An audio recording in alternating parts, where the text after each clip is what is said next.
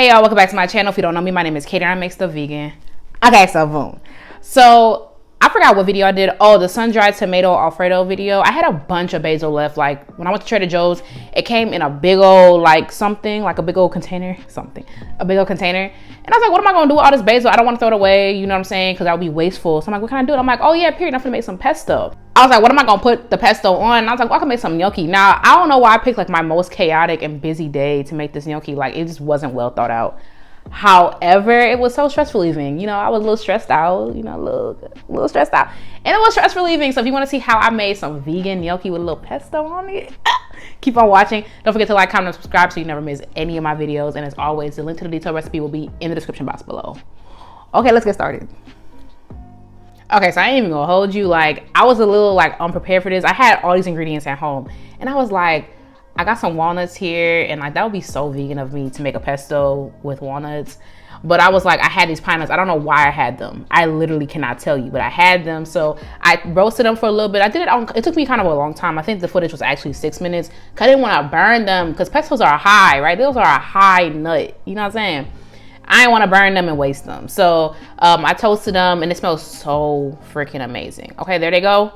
Into the blender with like 2 cups of basil, a bunch of garlic. I love garlic. If you're not new here, you know that. If you want to keep it cute on a garlic, you can do that, but I was not going to. Okay, I put 4 big old cloves of garlic, about a half cup of Parmesan cheese, maybe 3/4 of a cup. I like this one from Trader Joe's. I talked about it before. I think it's new. Like I just seen it. That's me saying anything. I just saw it like the other week. Yeah, I just saw it the other week and I was like, when did y'all get this? I like it a lot. I feel like it's more mild than like a Follow Your Heart. If you want something a little bit more like closer to Parmesan, I feel like the Follow Your Heart Parmesan would be better, but you know, do what you have to do. Okay, I put about a 1/4 cup of olive oil, like extra virgin olive oil, in the blender because I don't have a food processor. If you have a food processor, this will work so much better. And then when it wouldn't blend up, like it was kind of stuck, I drizzled in, like, you know, the typical, like Emeril Lagasse taught me how, period. Shout out to the early 2000s. I did the way Emeril Lagasse taught me, where you stream it in, right? But if you have a food processor, use a food processor. One day I'm gonna go buy one, right? True. One day I'm gonna have one. Okay, I'm making a really quick cashew cream because I thought it'd be like taste better to have like a creamy pesto instead of like a regular pesto, and I was right. Just some cashews, a little bit of cashew water that was left over from soaking it, and some nutritional yeast. Nothing crazy. Okay, so I boiled some potatoes because we're making gnocchi. Now, in retrospect, I wanted to keep them whole, but I realized like it didn't really matter. Like I should have just cut them in half because it ain't even cook all the way through. But I was kind of like on a time crunch, so I was like, it's gonna have to do. And I only ended up using 1 potato. Okay, keep that in mind. I only ended up using 1. So I will use like a medium potato or like 2 small potatoes, but you do not need 2 medium potatoes. Okay, so now I'm grating it. I know if like you're Italian, you have that little thing that like smashes it, but I don't got that. Okay, so I'm grating it. This was really easy to do. It was just hot, you know, but you know, we chilling, we grating this stuff. I use about a cup of potatoes. I think that's what this is. Maybe 1.25 cups, because what I realized is like I was like, when I think about every time I had gnocchi, like it didn't taste potato-y, right? Like that wasn't the objective, right? We're not going for hash brown. So I want to keep that in mind. Like I don't need a lot of potatoes, so I'm doing like a 2-to-1 thing. I feel like if I were to do this again, I might do like a 1.5 cup to like 1 cup, but this worked really well. Like follow this. All right, so what I'm gonna do now is massage it through just to really incorporate the potatoes into the flour.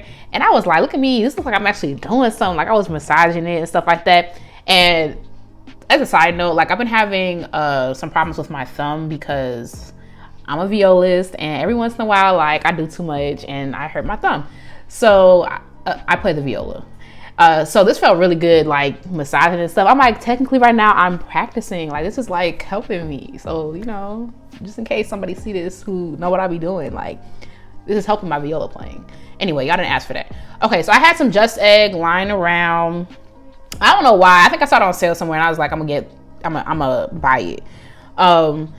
And I used that. Now, when I was like editing this back, I realized that you can definitely use water because when I made my ravioli, I used water. So fear not, I will use water. Personally, when I do this again, because it was fun.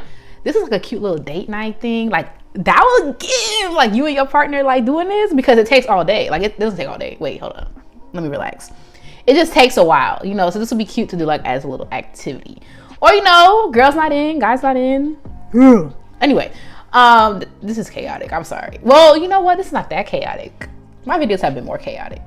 I feel like I should have used more of the Just Egg, and I don't know if we made it in, but I did add like a little bit more, because what I'm doing right now, I just want the dough to come together, and I'm gonna knead it until it's smooth, you know what I'm saying?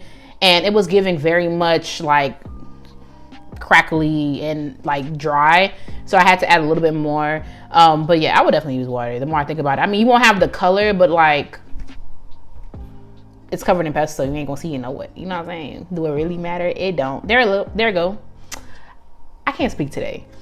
I'm filming it and it's pretty early, so you know, we move. Anyway, so what I'm gonna do, I'm gonna take a little bit, I don't know, maybe like a quarter cup at a time. Yeah, that's how I would describe it. Maybe 3 tablespoons at a time.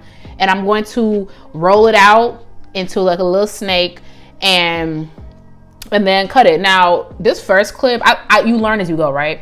So this first clip, I cut them like too long. Like, why did I cut these like earthworm looking gnocchis, right? What I learned, like, as I got like further on, this whole clip was maybe like 20 minutes. Let me not scare you. It was like 15 minutes. Is that these right here, if you cut them like into like 1/2 inch pieces, it's better. But I ended up with all this gnocchi, and what I'm gonna do now is use my little fork to make the little gnocchi shape. Now, so what I learned as I kept going, because how many do I have here? I have like 80 gnocchi here, right? Like, or like 90. Is that what you want to do is you take your fork and you push it into the fork. Take your gnocchi and push it into the fork and roll it. So then it's gonna look like a little like rolled up piece of pasta, like almost like a shell, instead of like how you buy gnocchi in the package at the store. Now, if you're Italian, don't drag me, babe. I was born in America. My family is Jamaican. We don't have no gnocchi, which part me come from, all right? But that's what I learned. It's almost like it's like rolled up. There you go, right there. Now, does it look like a little thumb? Maybe. However, are they tasty little thumbs? Absolutely. Okay?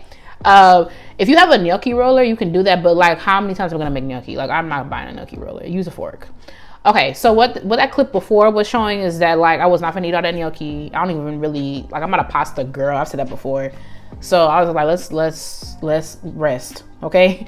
So I just put some flour, put it in the Ziploc bag, and put some flour in it so they don't stick together, and froze it. So now I got some gnocchi in my freezer. So if I want some gnocchi, I don't gotta buy none from the stove.